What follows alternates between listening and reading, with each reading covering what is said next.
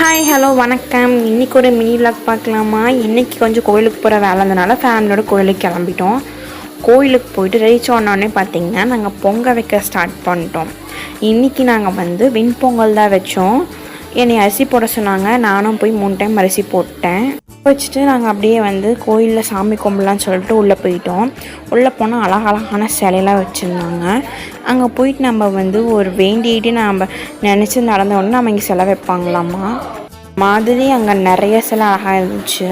இது கொஞ்சம் வித்தியாசமாக இருந்துச்சு இந்த ஸ்டாச்சு. அப்புறம் பார்த்திங்கன்னா நாங்கள் அப்படியே யானையெல்லாம் பார்த்துட்டு நாங்கள் கிளம்பிட்டோம் வெளியில். அந்த கோயிலுக்கு ஸ்பெஷாலிட்டினாவே பாம்பு தானாமா. அப்புறம் நாங்கள் அப்படியே வெளில ஐஸ்கிரீம் சாப்பிட்லான்னு தோணுச்சு.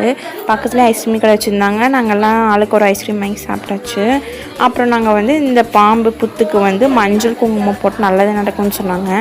அதேமாதிரி நாங்கள் கொட்டிட்டு நாங்கள் ஃபேமிலியாக சாப்பிட வந்துட்டோம்.